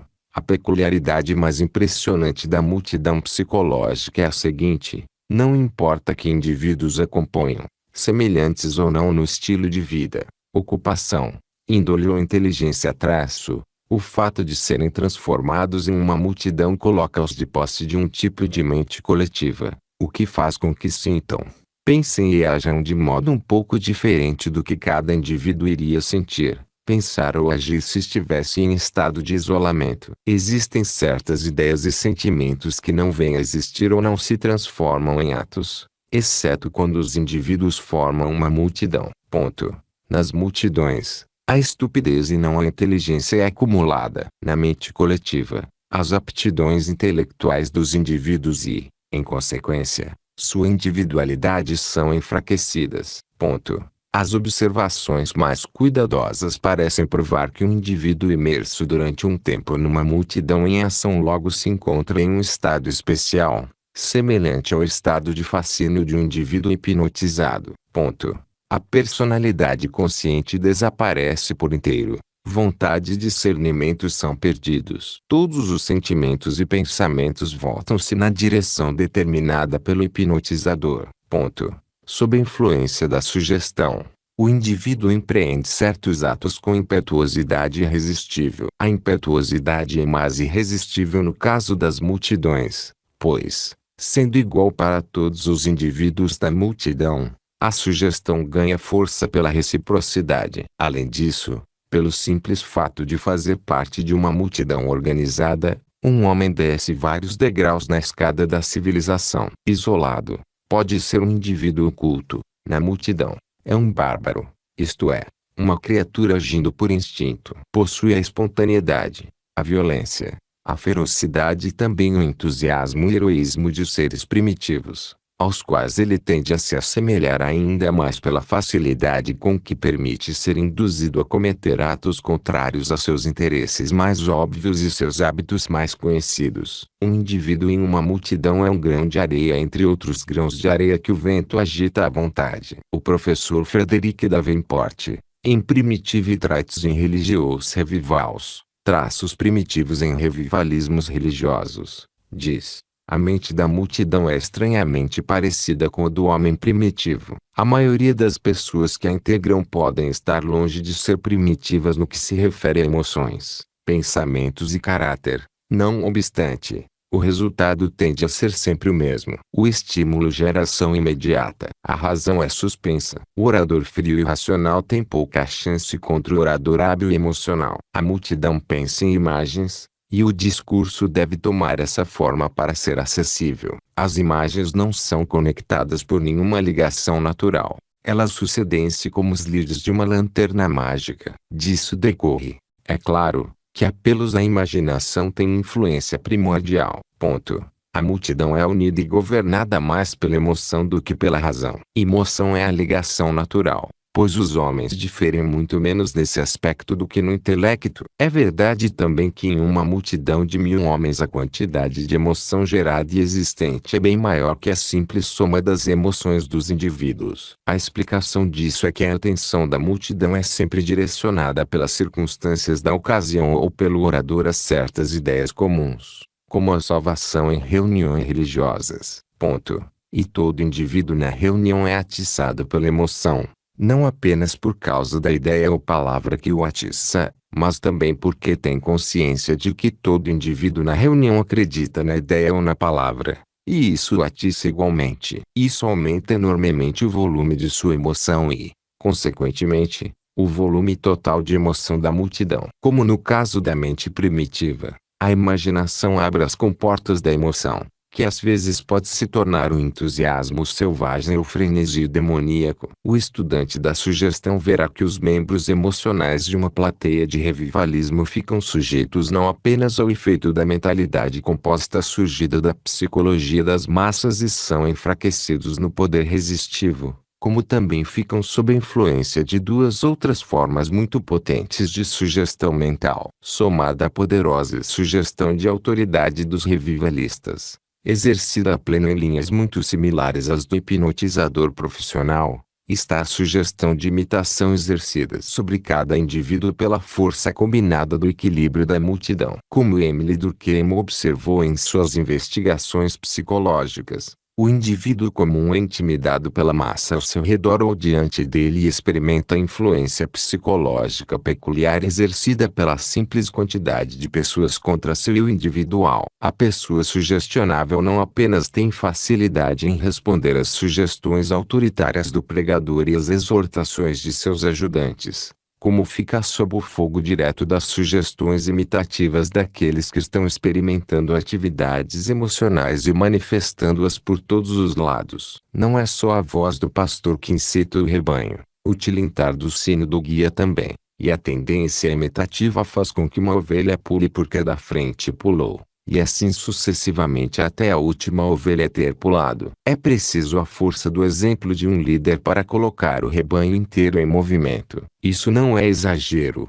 Seres humanos em tempos de pânico, pavor ou emoções profundas de qualquer tipo manifestam a tendência imitativa das ovelhas e a tendência do gado e dos cavalos de debandar por imitação. Para o estudante experiente no trabalho prático da psicologia laboratorial, existe uma analogia muito próxima nos fenômenos do revivalismo e da sugestão hipnótica. Em ambos os casos, a atenção e o interesse são atraídos pelo incomum. O elemento de mistério e admiração é induzido por palavras e ações calculadas para inspirá-los. Os sentidos são cansados pela fala monótona em tom impressionante e autoritário, e as sugestões enfim são projetadas de forma mandatória e sugestiva, familiar a todos os estudantes da sugestão hipnótica. Os sujeitos em ambos os casos são preparados para as sugestões e comandos finais recebendo antes sugestões menores, tais como: levante-se ou olhe para este lado no caso da hipnose e,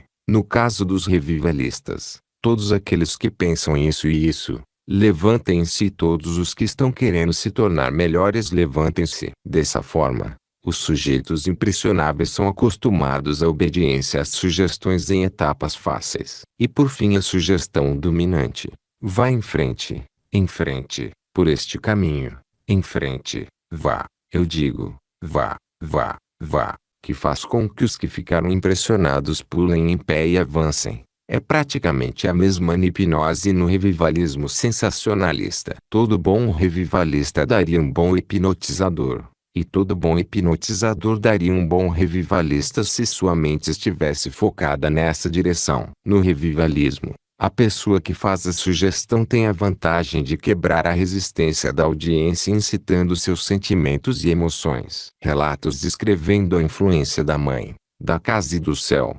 Músicas como Teu Moter e Bitter e Diga à Mãe que Estarei Lá. E apelos pessoais às associações reverenciadas do passado e da infância tendem a reduzir a pessoa ao estado de resposta emocional, tornando-a mais suscetível a sugestões fortes repetidas ao longo da mesma linha. Os jovens e as mulheres histéricas são especialmente suscetíveis a essa forma de sugestão emocional. Seus sentimentos são atiçados, e a vontade é influenciada pelo pregador, pelas músicas e pelo apelo pessoal dos ajudantes do revivalismo. As memórias sentimentais mais sagradas são momentaneamente despertadas, e antigos estados mentais são reinduzidos. Where is my wandering boy tonight? Onde está meu menino errante esta noite? Faz brotar lágrimas em muitos para quem a memória da mãe é sagrada, e a pregação de que a mãe está habitando em um estado de felicidade no céu, barrado ao filho não convertido, a menos que ele professe a fé, serve para levar muitos à ação. O elemento do medo também é invocado no revivalismo, não tanto quanto antigamente, é verdade, mas ainda em considerável medida e de modo mais sutil. O medo da morte súbita sem estar convertido paira sobre a audiência, e as perguntas por que não agora, por que não hoje, são acompanhadas pelo hino "O, Widow e White, de Arbroath. Por que você espera, querido irmão? Como diz Frederick Davenport, É bem sabido que o emprego de imagens simbólicas aumenta imensamente a emoção da audiência. O vocabulário dos revivalistas tem imagens em abundância: a cruz, a coroa, anjos, inferno, céu. Imaginação vívida, sentimento e crença intenso são estados mentais favoráveis à sugestão, bem como a ação impulsiva. É verdade também que a influência de uma multidão amplamente simpática às ideias sugeridas é absolutamente coercível e intimidante sobre o indivíduo pecador. Existe uma considerável quantidade de conversão resultante inicialmente dessa pressão social e que pode nunca ir muito além disso. Por fim, a inibição de todas as ideias estranhas ao ambiente é encorajada nos encontros revivalistas, tanto pelo pregador quanto pelo discurso. Existe, portanto, extrema sensibilidade à sugestão. Quando a essas condições de consciência negativa da audiência soma-se um pregador de elevado potencial hipnótico, como John Wesley ou Charles Finney, ou que possui apenas uma personalidade totalmente persuasiva e magnética, como George Whitefield, a influência que pode ser facilmente exercida sobre certos indivíduos de uma multidão se parece muito com algo anormal ou completamente hipnótico. Mesmo quando esse ponto não é alcançado, ainda existe uma dose de sugestionabilidade aguçadíssima, embora normal, a ser levada em conta. As pessoas que mostram sinais de serem influenciadas são então trabalhadas pelos revivalistas ou seus ajudantes. São incitadas a se render à vontade deles e deixar tudo para o Senhor. Dizem-lhes: entregue-se a Deus agora, neste exato minuto. Apenas acredite agora e você pode ser salvo. Você não vai se entregar a Deus? Etc. São exortadas, abraçadas, recebem orações. E toda a arte de sugestão persuasiva emocional é usada para fazer o pecador render-se. Em Tipsychology of Religion, a psicologia da religião, Edindler Starbuck relata uma série de exemplos das experiências de pessoas convertidas em revivalismo. Uma pessoa escreveu o seguinte: minha vontade parecia inteiramente à mercê de outros. Particularmente do revivalista, em mim não existia nenhum elemento intelectual. Era puro sentimento, seguido de um período de êxtase. Eu estava determinado a fazer o bem e era eloquente ao incitar outros. O estado de exaltação moral não continuou. Foi seguido de uma completa recaída fora da religião ortodoxa. Davenport tem o seguinte a dizer em resposta à alegação de que os velhos métodos de influenciar convertidos no revivalismo desapareceram junto com a teologia tosca do passado.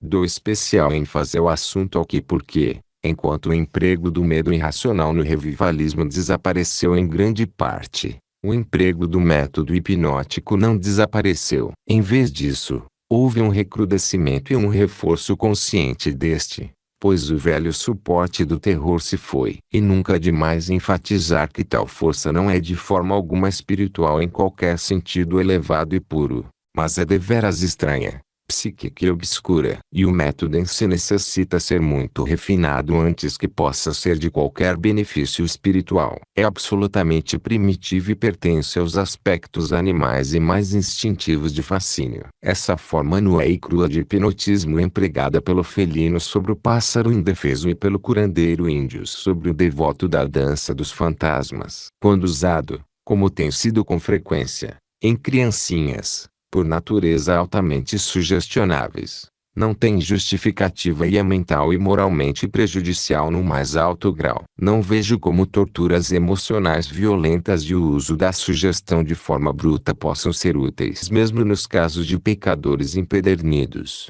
E com certeza o emprego deste meio em amplas camadas da população não passa de má prática psicológica. Nós nos protegemos contra o charlatanismo em obstetrícia física com cuidado inteligente. Seria bom se um treinamento rigoroso e proibições coibissem o obstetra espiritual, cuja função é orientar o muito delicado processo do novo nascimento. Alguns que aprovam os métodos do revivalismo, mas também reconhecem que a sugestão mental tem um papel muito importante no fenômeno, sustentam que as objeções similares àquelas aqui defendidas não são válidas contra os métodos do revivalismo, pois a sugestão mental, como é bem sabido, pode ser usada para o bem, assim como para o mal, para o benefício e inspiração, bem como na direção oposta. Admitindo isso, esses bons colegas argumentam que a sugestão mental no revivalismo é um método legítimo ou uma arma de ataque à fortaleza do diabo. Mas esse argumento é considerado falho quando examinado nos efeitos e consequências. Em primeiro lugar, parece identificar os estados mentais e emocionais,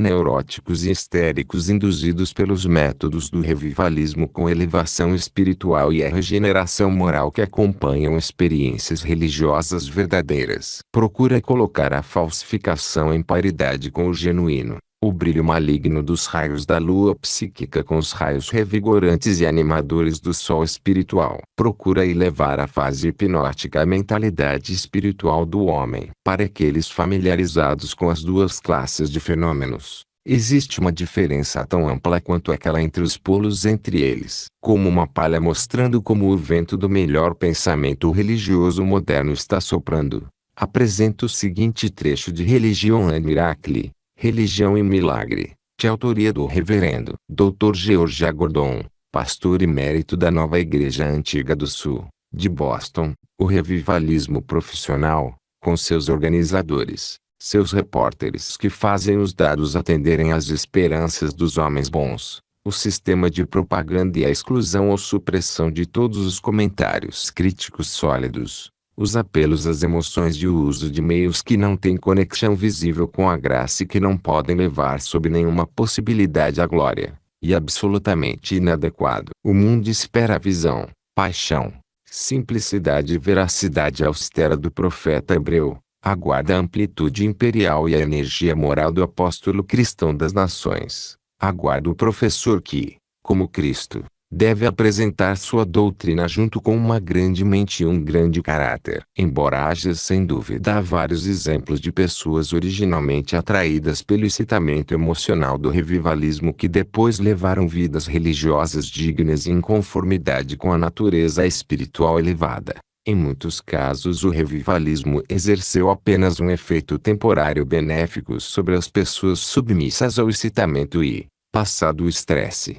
acabou criando indiferença e até mesmo aversão ao sentimento religioso verdadeiro. A reação com frequência é igual à ação original. As consequências do rebote são bem conhecidas em todas as igrejas depois de um reavivamento impetuoso. Em outras pessoas, o revivalismo desperta apenas suscetibilidade à excitação emocional, o que as passar por repetidos estágios de conversão a cada reavivamento e um subsequente rebote depois que a influência arrefece. Além disso, os psicólogos sabem que pessoas que cedem ao excitamento emocional e aos excessos do revivalismo típico ficam depois muito mais sugestionáveis e abertas a doutrinas, modismos e falsas religiões do que antes. As pessoas que se reúnem para apoiar aventureiros e impostores pseudo-religiosos são em geral as mesmas que antes foram as convertidas mais ardentes e excitáveis do revivalismo. As fileiras de Messias, Elias e profetas do amanhecer que apareceram em grande número neste país e na Inglaterra nos últimos 50 anos recrutaram quase que exclusivamente aqueles que haviam experimentado previamente o fervor do revivalismo nas igrejas ortodoxas. Isso é a velha história do treinamento em hipnose. Essa forma de intoxicação emocional é especialmente prejudicial entre jovens e mulheres. Deve ser lembrado que o período da adolescência é aquele em que a natureza mental do indivíduo está passando por grandes mudanças. É um período bem conhecido pelo desenvolvimento peculiar da natureza emocional, da natureza sexual e da natureza religiosa. As condições existentes nesse período tornam o deboche psíquico do revivalismo, da sessão ou exibição hipnótica particularmente prejudiciais. O excitamento emocional excessivo, juntamente com o mistério, medo e temor nesse período da vida, frequentemente resultam em condições mórbidas e anormais mais adiante. Como Davenport bem disse, não é hora para o choque do medo ou a agonia do remorso. O único resultado de tal fervor religioso equivocado é um fortalecimento em muitos casos, especialmente nas mulheres, das tendências à morbidez e histeria, escuridão e dúvida. Existem outros fatores referentes à estreita relação entre excitamento religioso anormal e despertar indevido de natureza sexual bem conhecidos de todos os estudiosos do assunto, mas que não podem ser tratados aqui. Como dica, entretanto, um trecho de Davenport servirá para o objetivo. Na puberdade está em ação um processo orgânico que impele a atividade sexual e espiritual quase que ao mesmo tempo. Não existe prova, entretanto, da causação da última pela primeira. Mas parece ser verdade que nessa fase ambas estão estreitamente associadas em um processo físico no qual se ramificam em direções diferentes e que nesse período crítico qualquer excitação radical de uma tem influência sobre a outra. Uma consideração cuidadosa dessa importante afirmação servirá para explicar muitas coisas que, dolorosamente, deixaram muita gente perplexa no passado em decorrência do excitamento do revivalismo em uma cidade, em encontros campais, etc. Essa aparente influência do mal que tanto preocupou nossos antepassados é vista como simples operação das leis naturais da psicologia e da fisiologia. Entender isso é ter o remédio em mãos. Mas o que as autoridades dizem do revivalismo do futuro, do novo revivalismo do revivalismo verdadeiro? Deixemos o professor Davenport falar para os críticos. Ele é muito apto para a tarefa. Ele diz: existirá, creio eu, muito menos uso do encontro revivalista como instrumento grosseiro coercivo para substituir a vontade e sobrepujar a razão do indivíduo. A influência dos encontros públicos religiosos será mais indireta, menos invasiva. Será reconhecido que o hipnotismo e as escolhas forçadas enfraquecem a alma, e não existirá tentativa de pressionar a decisão em uma questão tão grandiosa sob o fascínio da excitação, contágio e sugestão.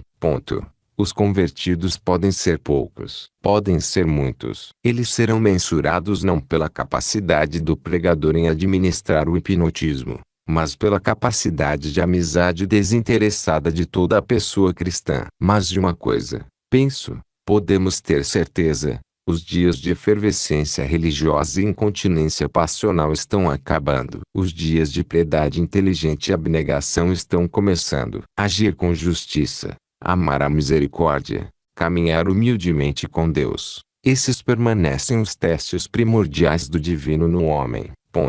A experiência religiosa é uma evolução. Avançamos do rudimentar e primitivo para o racional e espiritual. E, acredita Paulo, a fruta madura do espírito não é a irrupção subliminar, o lapso de inibição, mas o amor racional, alegria, paz, resignação, gentileza, bondade, fidelidade, mansidão, autocontrole. A concentração é um dos principais elementos a serem entendidos e aplicados com inteligência por todos que experimentem com sucesso o princípio descrito neste curso como Mastermind. Os comentários anteriores, de autoridades de destaque mundial, darão um melhor entendimento da concentração conforme utilizada por aqueles que desejam misturar ou fundir as mentes de uma multidão para que funcionem como uma única mente. Agora você está pronto para a lição sobre cooperação, que o levará adiante nos métodos de aplicar as leis psicológicas da lei do sucesso. Você fracassou muitas vezes. Que afortunado! A essa altura você deve saber algumas coisas que não deve fazer.